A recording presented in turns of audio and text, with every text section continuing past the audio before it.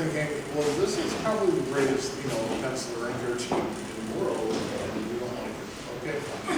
I mean, okay. I'm not going to turn to Buck Rogers, but okay. And then I come back to DC, Murphy shows up and he says, I hear you're doing a Batman strip. I said, yeah. And he says, and Carmen's drawing it? I says, yeah. He says, listen, don't come to me for things. And I said, I was about to say, no, Carmen already said you didn't want to. I figured I don't want to get in the middle of this. Probably a good plan. Yeah. Do you know why? No. You never did that. There are so many stories that I've heard as to why that might have been. And again, most of those came from Fred. Most people didn't like it. Yeah. But I think that Carmen, I think there was something personal. You can see when the ink is on stuff. Oh, yeah. Yeah. You can all the spaces. Beautiful thing about my conversation, the first conversation with Carmen, was I was in his apartment for 6 hours. He's telling me all these great stories.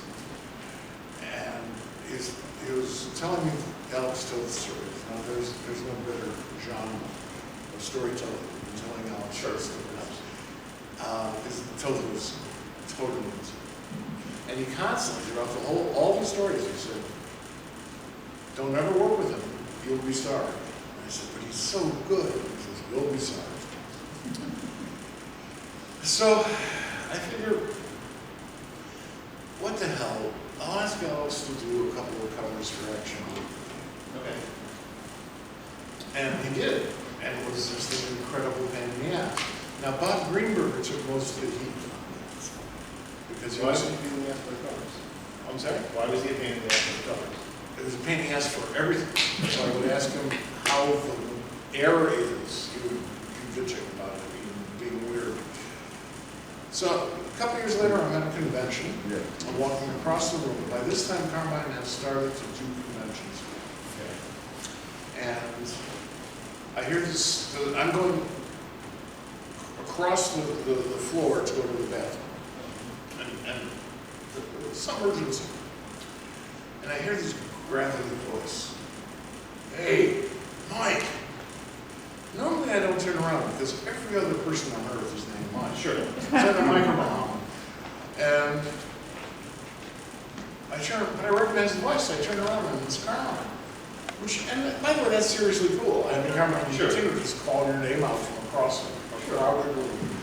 And he says, told you not to work with Toad.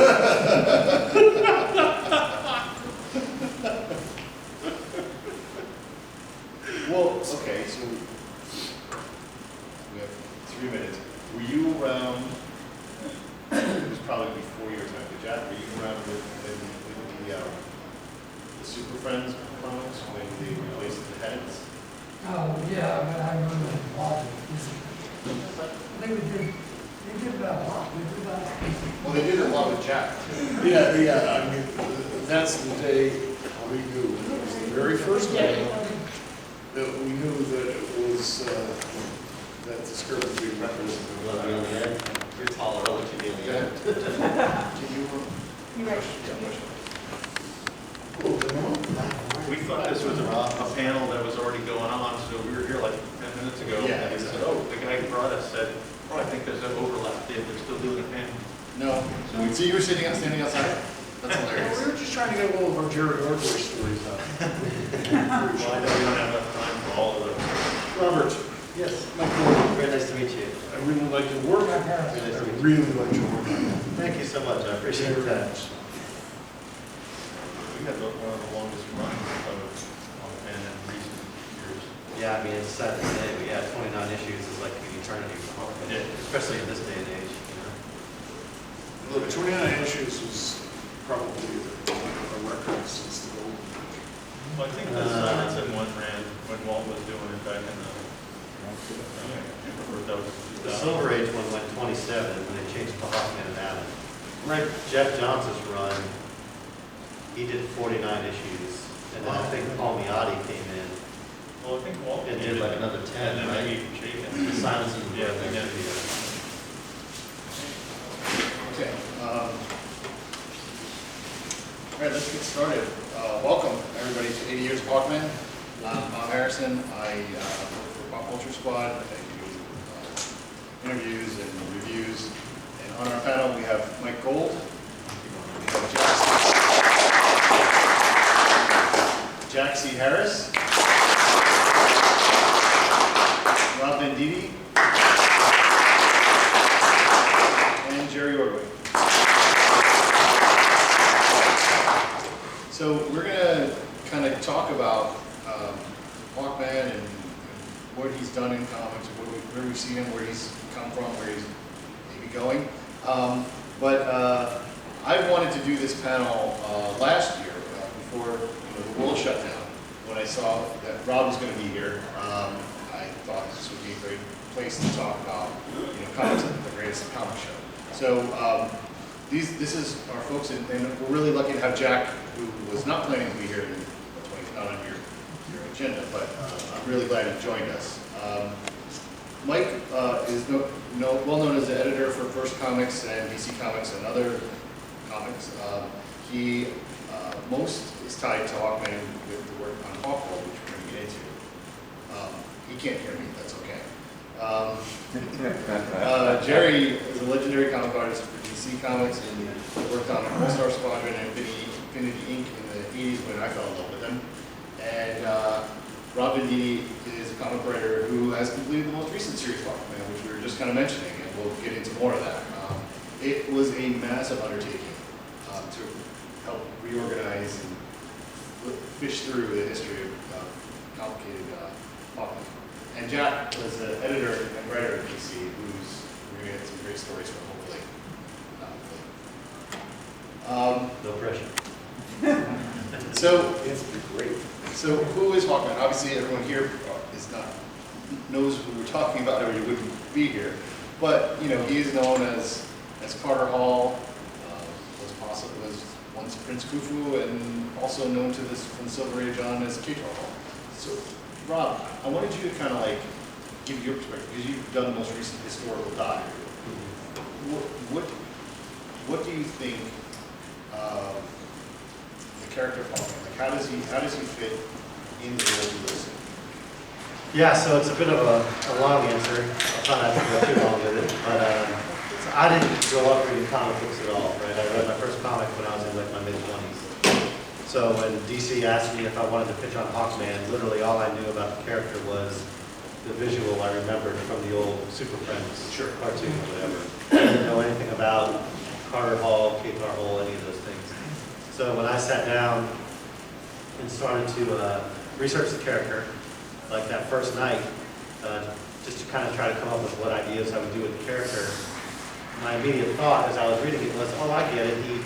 He reincarnates across time and space, and the guy from Thanagar is the same as the Egyptian guy or whatever. I just kept reading and that never happened. So I was like, well, I think that's what I'm going to do then, because that makes perfect sense to me.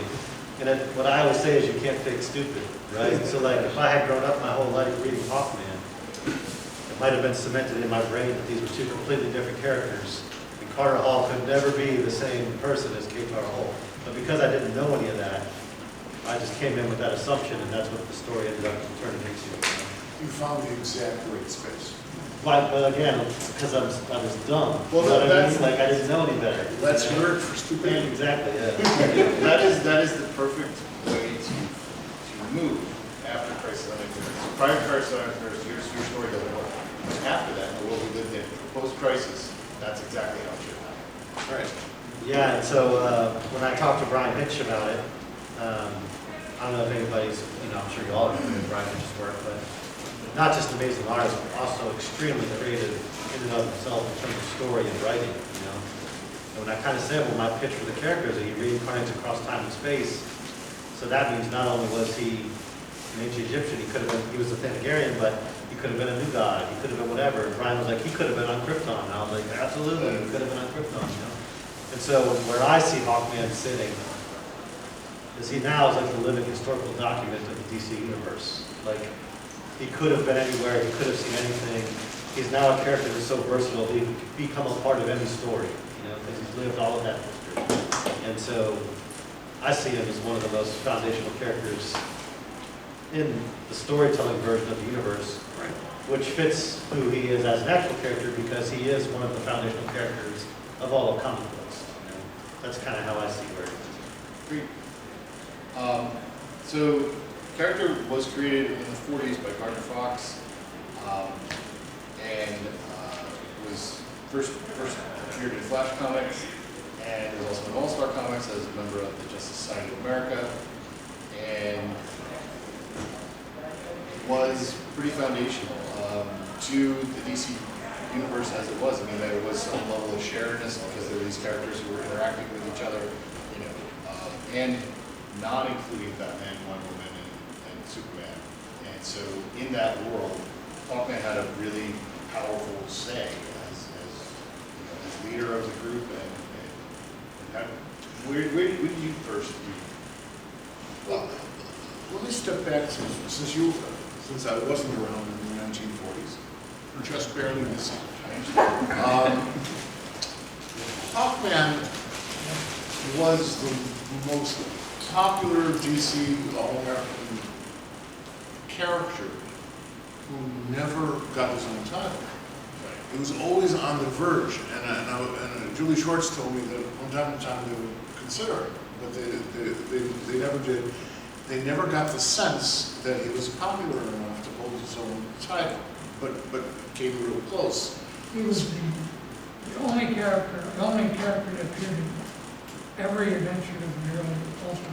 Right, Only one. right, because he didn't get his own title. Right, but he was in every adventure they had. So when they brought back, to actually get around to Bob's question for a change, when they brought back Hawkman after the successful relaunches of Flash and Green Lantern, and Justice League certainly, he got this powerful 3-issue Brave and Bold series that was written by Gardner, who created the character, and named the character after his favorite pipe tobacco.